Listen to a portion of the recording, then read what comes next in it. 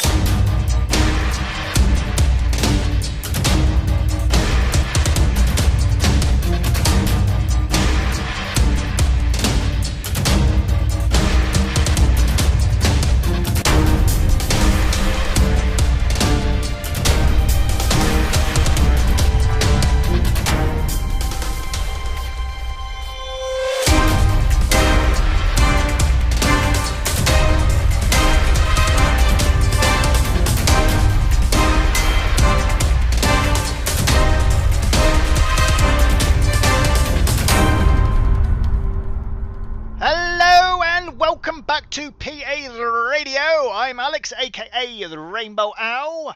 As Kevin Graham kindly introduced the show to us there at the beginning, this is an uncut version of the Haunted Cemeteries episode of Tommy Hamilton.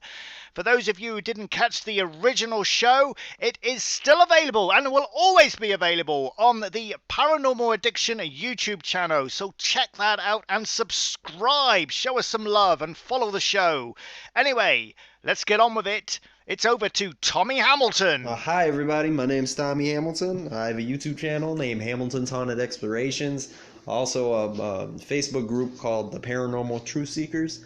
I've basically been kind of falling into this the last couple years, but really heavy in the last year. I've always been into the paranormal because I had my share fair of experiences growing up as a child.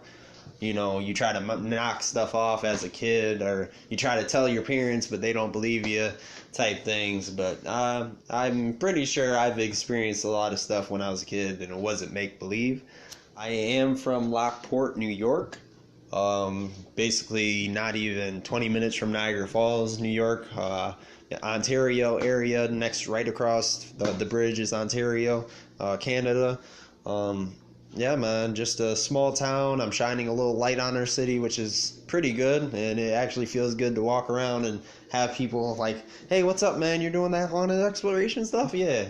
It feels good to get recognized, trying to get more historical facts also with my city. Oh, absolutely. I couldn't agree with you more there when you mention about historical facts, because when you actually go to a location to carry out a paranormal investigation, you get to learn about these places. You get to know a little bit of history about the location that you're investigating. Over here especially, the architecture of some of these buildings that we go into. I mean, it's amazing. So yeah, I'm completely agree with you there. It's educational. Yeah, man, and history is important. I mean, without history, we'd kind of be lost as a human race.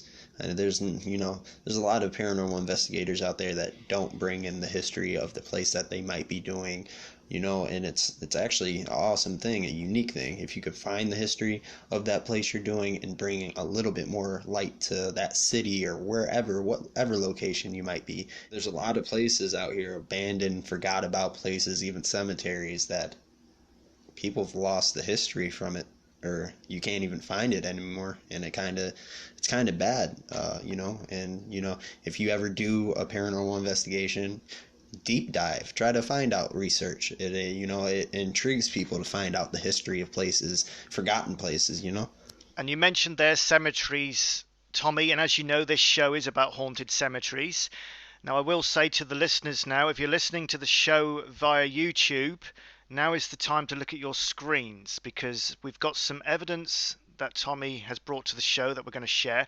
Tommy, before I play this first clip, just give us a little bit of an introduction to it. Oh yeah, this was one of the second investigations I did here in my hometown when I got permission to actually film there overnight. I was accompanied by two of my friends. They're about, I want to say, 15, maybe 20 feet in front of me.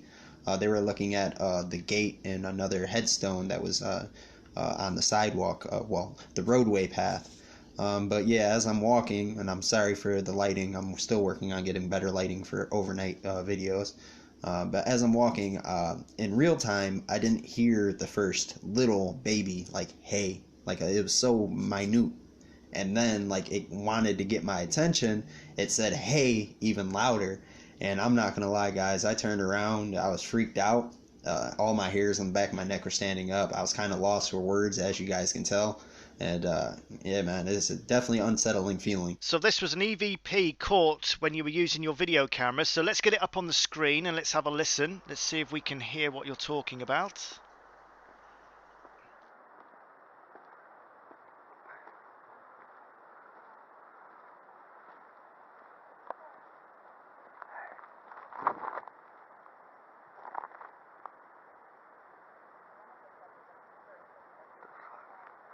I gotta record. It sounded like somebody just came up and said hey to me. I hope that my thing caught that. Wow, well I certainly heard both heys there, very clear.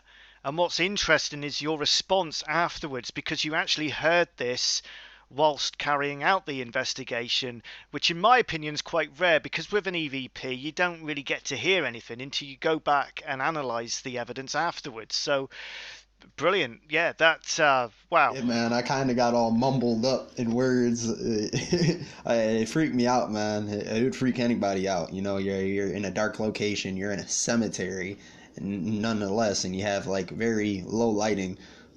Even though like in real time the lighting was good for me, like I could see, but like as far as visuals for my camera, like I said, I'm still working on getting a good LED screen light. But yeah, man, it is definitely eerie feeling. Now, Tommy, another piece of evidence that you've brought to the show is that you've caught a shadow figure on film. Now, before I show this piece of evidence, I'm just going to read out the information that you sent through regarding the history of Cold Springs Cemetery.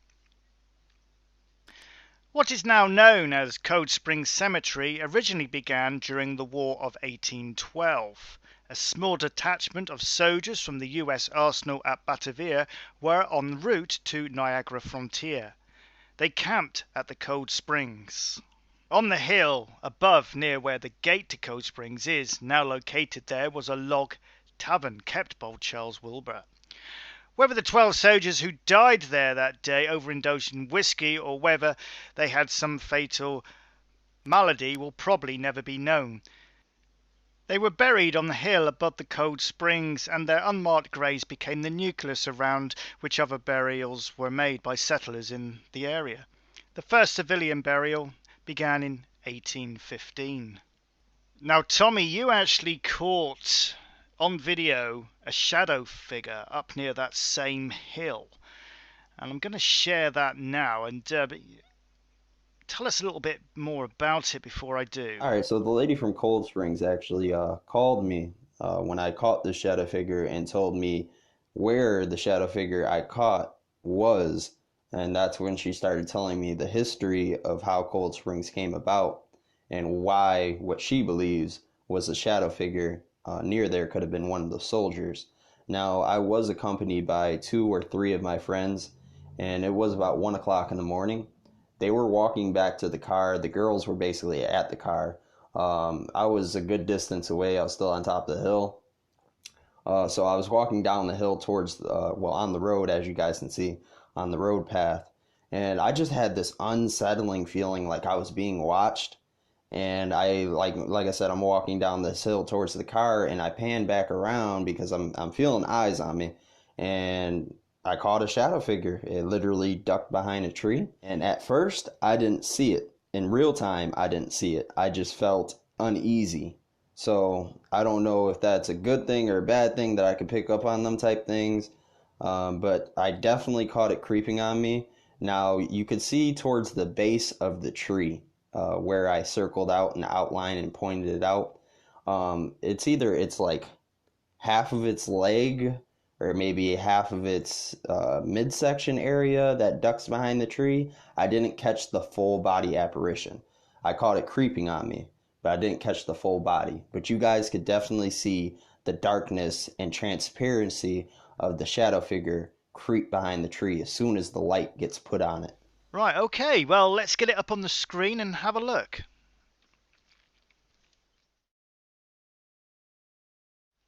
Well, yeah, you can definitely see something moving there. Now we've got the slowed down copy, so let's have another look. Yeah, it's very hard to see. It's very pixelated, so I'm not surprised you didn't see it when you first looked at this. But yeah, there is something there. What I'm going to do is I'm going to zoom in. I'm going to get a bit closer. Obviously, it will get a little bit more pixelated as I zoom in as well because of obviously the quality of the original film. But let's have a closer look. Yeah, there's definitely something there. It does look like the shape of a human figure looking from behind a tree.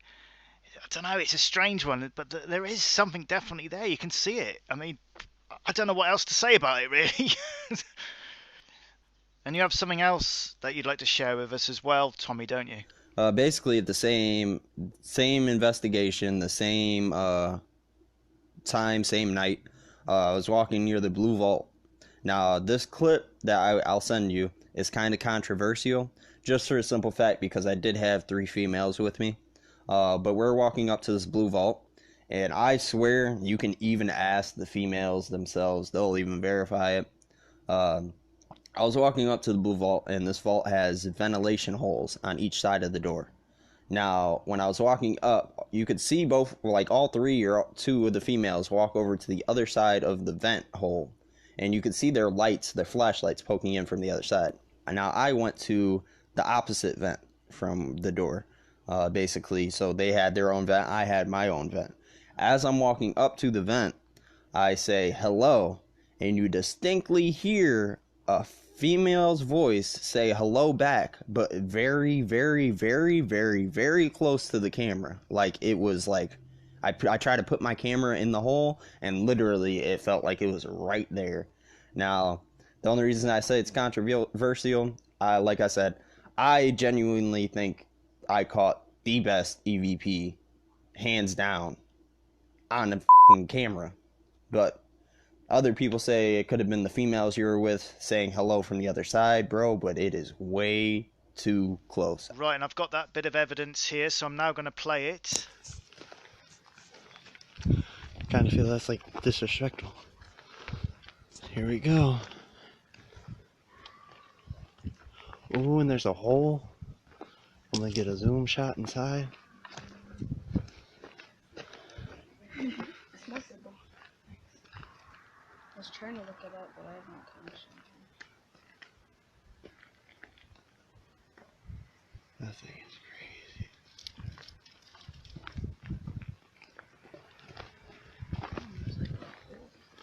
Yeah, I'm gonna try to. Phone right there.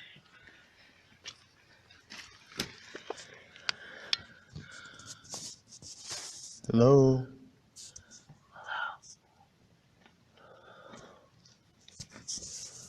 I'm gonna put you guys in there. Let me know what you see.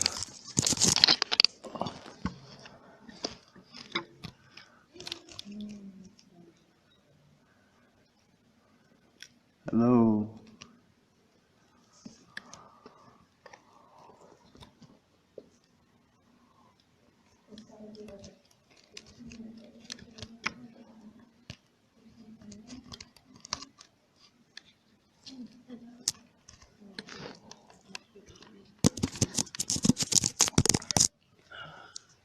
If you look over there, there's like a handle on one.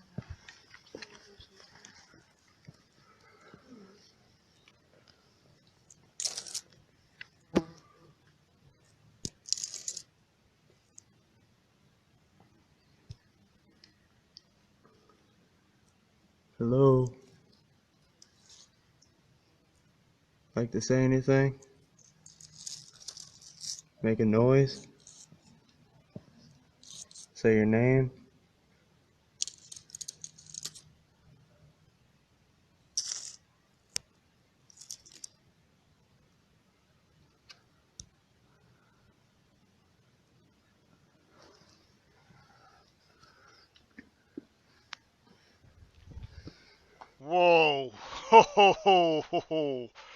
Wow. Let's play that again a minute. Let's play it again. Hello.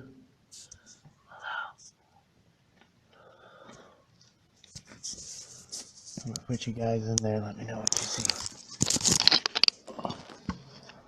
Yeah. You can definitely, I mean, you can hear the hello. There's no doubt about it. You can hear hello. Class A EVP, definitely.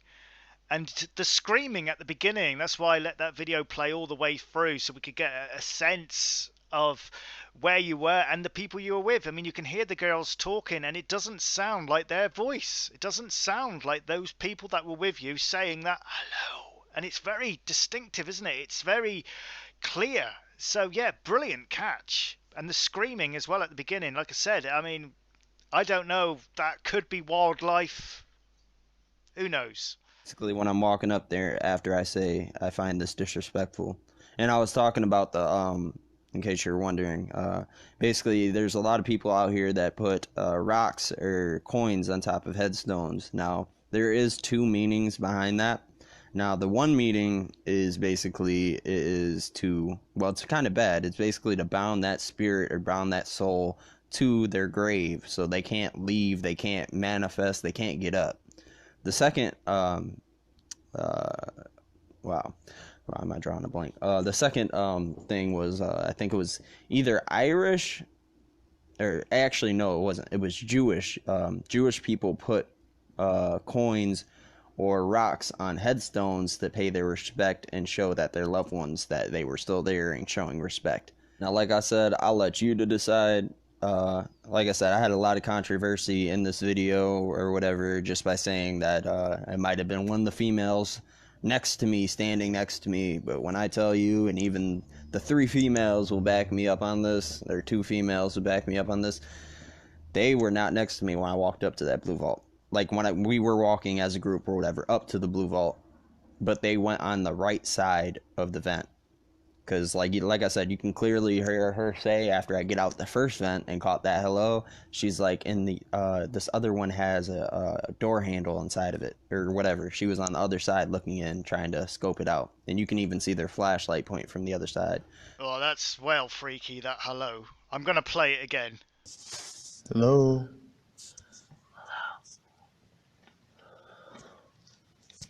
It was definitely weird, and I didn't hear it in real time either. That was only like when I was reviewing the tape is when I caught that hello, which is really weird, man, because even in the other cemetery, I don't know what it is about spiritual energy. If they can manifest themselves to speak into our digital devices, and we have to replay it to hear it, but there's certain times that you could hear it in real time and it kind of freaks you out, and I don't understand that difference. Like, why can certain things get picked up on audio but we can't hear it in real time? And then the second thing that has me tripping is even that hay that I caught at the other cemetery. The first hay I didn't hear at all, and I'm pretty good with my ears are excellent, but the second hay, it wanted itself to be known, freaked me out. I turned around. Now, the screaming at the beginning, like I said, that could have been wildlife, couldn't it? It could have been an owl or a fox or something, screaming like that, perhaps. Yeah, it could be wildlife. I mean, we do have coyotes and fox out here, but they make these weird cackling noises, like a cackle. They don't, I don't know, that yell sounds different. Even them yelping, I don't know, it doesn't sound like our wildlife up here, Right, Tommy, I'm going to play the next clip now, but before I do, it's a daylight investigation that you were carrying out, so just give us a little bit of an introduction to this one. All right, so basically this spot, I've actually caught what I think is an intelligent spirit. Previously in my other videos, I've sat in here in this spot. This is where I heard the hay at, basically, just a little bit down a ways. And then I also came here on my other video. It's a little bit longer one, and I asked the spirit if it wanted to communicate. It also told me no. Now, I tried to see in this spot again, since it was active, since I was getting responses back. if any other spirits wanted to try to communicate with me. And at the time, I'm very deep into the cemetery. There's like, I'm not even near a roadway, a park, anything like that. Nobody was in the cemetery with me at this time. Basically, what happened is I asked this question, and you can hear a faint scream off in the distance. Afterwards, I'm panning the camera around, and I go to pan back towards the same area. You can even hear me say, I think it might have been an owl, but we really don't have daytime owls here in New York like that. So after that, you hear this weeping, like a woman crying or somebody crying. And I say, that's definitely not an owl. Well, let's get it up onto the screen and let's have a listen. Can you please possibly tell me your name and speak into my camera?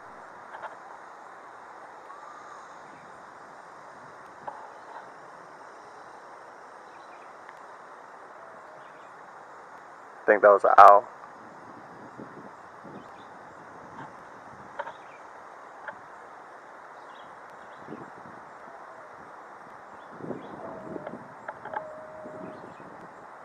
That's weird. That doesn't sound like an owl. Well, yeah, you can definitely hear something there. I mean, whether it is paranormal or maybe it was an owl, don't know. But that whimpering, that crying at the end, oh, that was quite chilling. Anyway, I'm going to play the last clip that you sent us. Your time, if you tried to communicate with me. I have one more question for you. Or a favor. Can you possibly knock again, like you did before for me?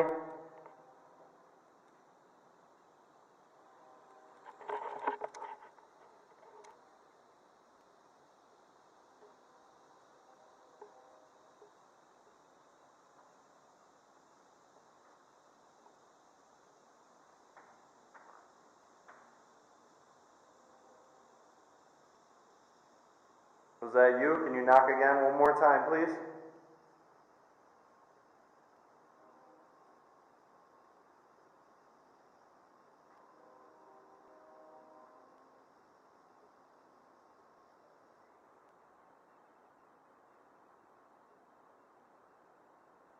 Pretty sure I just caught some knocking.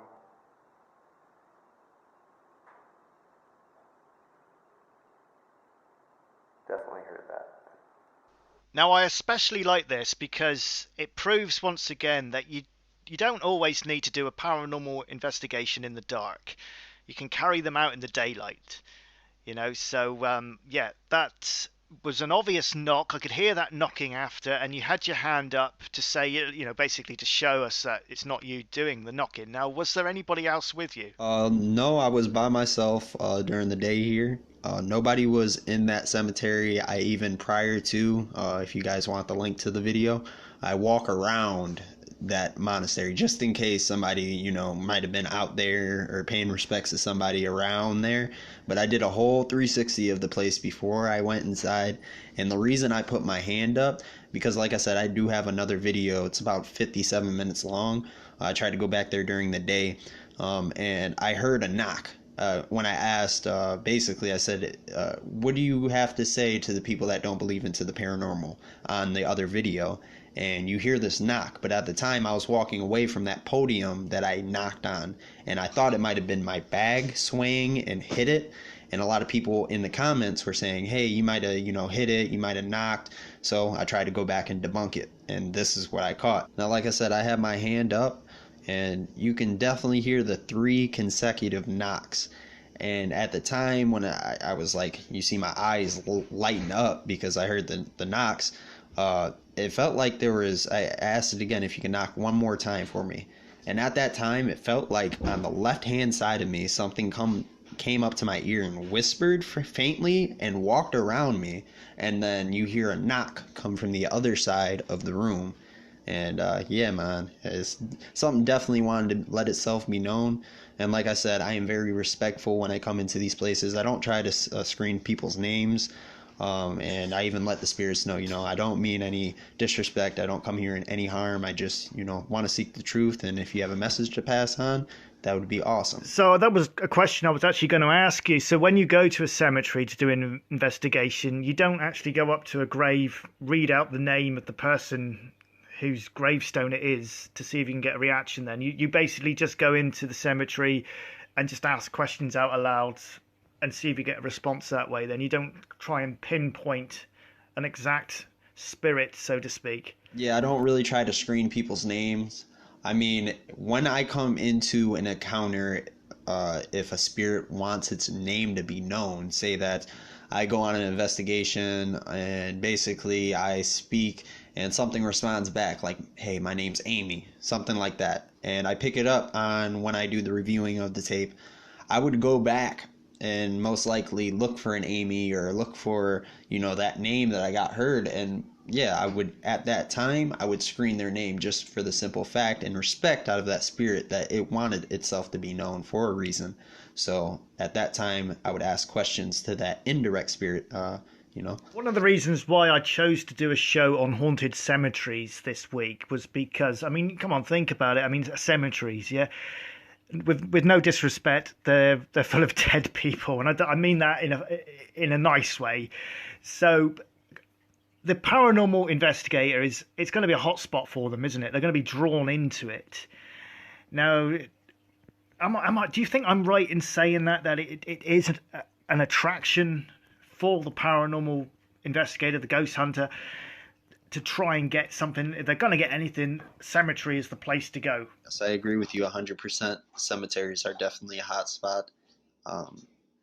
Like I said, there's probably a lot of souls within cemeteries that probably didn't want to die, lost their life somehow, some way, even forgotten about, that might not be able to let their soul rest at ease. So everybody that is listening, just make sure that you are respectful. If you ever want to go on a future endeavor investigation, just be respectful, man. Tread lightly, try to not walk and step on people's graves. Clear some, if you see a little grub on the thing, you can't really see the name on certain headstones, make sure you clean it up, try to make it look nice, Now, Tommy, when you're carrying out an investigation, many paranormal investigators carry out some sort of spiritual protection to protect themselves from the unknown. They'll say a prayer before they start and maybe after the investigation. Now, do you carry out maybe a similar process? As far as protection goes, there's only one thing that I do carry with me on my investigations. I actually went to this it's like a herbal magic shop, and basically was looking for salts of protection, just salts that I could actually throw if I feel anything negative near me trying to harm me in any way, shape, or form. And basically what these salts do, or said to do, are to drain the negative energy of their energy, basically, so they can't manifest, they can't harm you, they can't anything. And that's the only thing that I've carried with me. I haven't really used them. I've used them one time at Cold Springs, and that's about it. But as far as me saying a prayer, I'm open to all religions, and I don't want to pick one God as mine because at the same time, we don't know what's waiting on the other side. I'm not atheist, but I do believe there is a higher power. I just don't want to pick one God in one religion, and then when that time does come, that God to be saying, hey, that's the wrong God you've been worshiping, why didn't you pick me? And in all the biblical texts that I've read over the years, all of the gods mainly are all forgiven. So at that time, if he has understanding, he will understand why I wouldn't pick that one religion, that one God to worship. But I also, I believe in the higher power. I do send prayers out to any higher power, spirit, anything that is watching over me and protecting me. Even at the beginning of my videos, I usually say, if there's any spirits here trying to communicate with me, I mean no harm in any way, shape, or form. I come in a peaceful manner. I just seeking if you want to try to communicate with me. This device I have in my hand picks up video and audio. And even at the end of my videos, usually even on video or when I close out, I let the spirits know, thank you for your time. Thank you for trying to communicate with me. I will be trying to review the tape, and hopefully I picked up something. But at this time, I don't want any more communication with me. I do not give you permission to follow me home or attach yourself to me. And you have to be strong and dominant with that. You just be respectful. That's the main key thing, man. Be respectful. because even if it is a negative energy or bad and good energy, and you are being disrespectful, vandalizing, yeah, if I was a spirit and I seen that, I'd probably attach myself to you too. Now, Tommy, this is quite a passion of yours, isn't it? I mean, do you do this as a full-time job, or is it just a hobby? Yes, I have a passion, and I hope things come of it. I hope that things and doors start opening up for me in my little haunted explorations. Even if it isn't haunted, like I said, I love bringing historical sites. I love doing interviews with people that have property that's been abandoned or forgot about, and just love shooting interviews and learning more. Everybody on this earth has a different story, and it's awesome to actually learn backstory from older folks. It is a full-time / part-time thing. It's not, it's more of a hobby, like you said. And I love doing it, man. It keeps me busy. My town is pretty small, so there's not like much you can do. And for me to do something like this, I am literally the original father, basically, to start something new like this in my city, in my town. And like I said, I love bringing the light to my city, man. It really means a lot, and it really feels good when you can walk around and there's people that recognize you for your work. So to all the paranormal investigators, ghost hunters, paranormal truth seekers out there, if you ever want to start doing something like this, man, just, be respectful, and, just give it your all, man. Don't be afraid to mess up. I mean, there's a lot of times that I have messed up on video, and even made fun of myself with commentary, leaving captions, text, or whatever. You just got to have fun with it, but also make sure that you're being respectful and protected.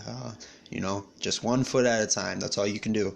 Tommy, have you ever had a call where someone's phoned you and said, "We've got this unbearable haunting here. I want to get rid of it. Can you please come and help?" If there's ever someone out there that needs help and hits me up, messaging me, asking me to do an investigation of their house, they think their house is haunted, they might need help, it's harming them, I would be hands down to go headfirst inside of a house by myself, just for the simple fact I don't like bullies, basically, and negative energies or bad spirits that try to haunt and torment the living that we might not understand yet is a bully. It's a form of being a bully, and I don't like that, man. So at that time, I would go inside of a house headstrong, spirit strong, guard up, and let this self be known that, you're not welcome here, you're not allowed here, and either two things are going to happen. Either the spirit is going to leave, it's not going to want this presence around them, it doesn't want to, have this battle, or things might get worse. Now, I've actually been hit up before, slightly saying that something was basically attached to somebody. And to all the people out there, if you ever have a residual haunting inside your house that is negative and you don't want this presence to be there, I've learned some things on the way. It has to be yourself. Now, obviously, this negative energy or spirit wants your attention. It is only trying to cause harm towards you.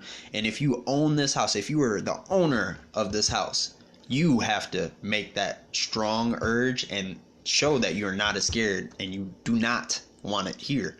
You have to let it be known that I don't want you here. You're not welcome here. Leave my house, And there's other, things and routines to actually do to cleanse the house. Now, Tommy, I know we've already mentioned it in our discussions. You have a YouTube channel, and this is where you use it to document all of your investigations to share with us. So just give us a little bit more of a recap on that. Yeah, man. If you guys like people that do haunted explorations, trying to seek the truth of the paranormal, come by and check out my channel sometime. It's called Hamilton's Haunted Explorations on YouTube. Like I said, I started something new in my city, and everybody's liking it. I'm almost at 1K, guys. Almost there. That's a goal of mine, and basically it opens up a little bit more things on YouTube. Like I'll be able to post like certain statuses and even make a short video, kind of like an Instagram / Facebook thing. Also, I'll be able to basically do live streams from my phone, because you can with YouTube, you can do live videos from your phone or do a live chat from your laptop. You can do live stuff, but you need 1,000 people to actually be able to unlock and stream from your phone. I also have a paranormal group on Facebook that I made called the Paranormal Truth Seekers. We're about 258 strong. But with a little help, I don't know, it's been growing pretty rapidly, and I'm thankful. I'm counting all my blessings, and I'm thankful there's a lot of people out here that like this and supporting me throughout the journey.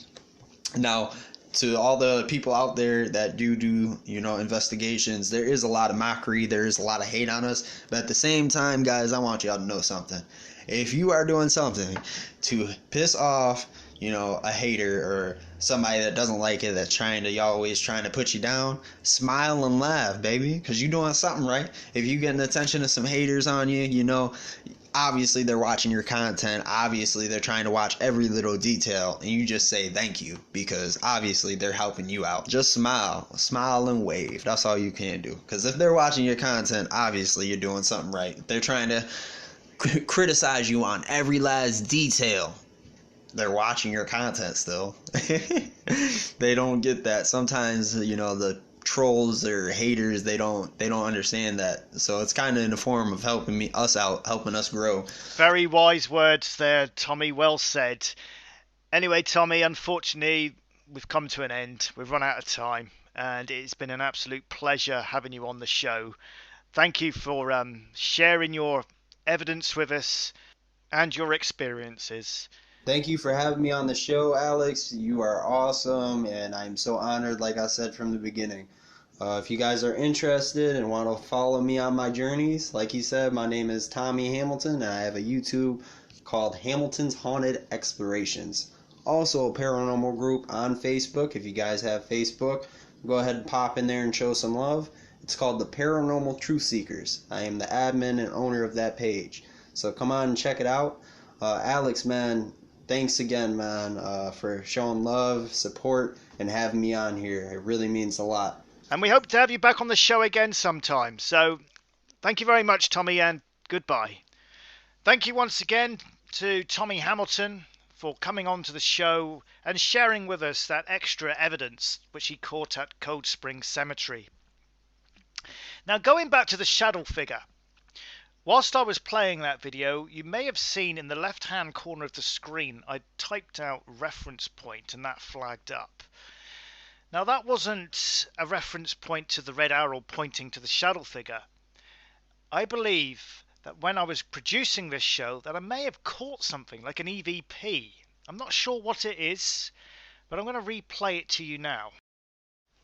Well, yeah, you can definitely see something moving there. Now we've got the slowed down copy, so let's have another look.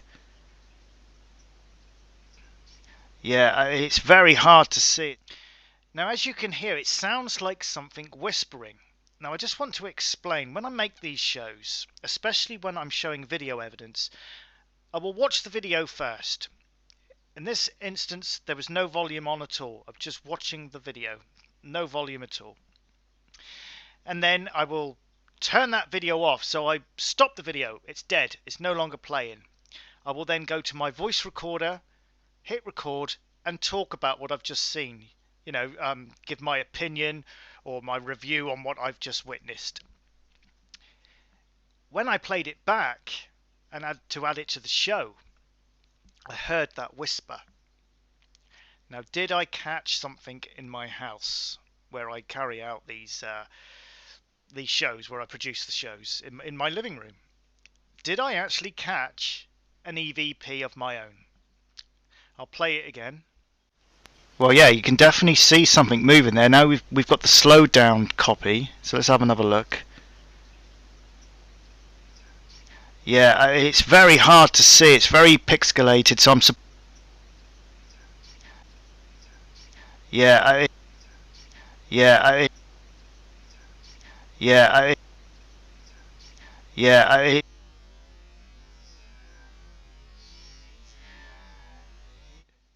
Now, to me, it sounds like somebody saying, "Don't touch that," or "I don't see that," or something along those lines. It's very hard to make out. But anyway, I'll let you decide.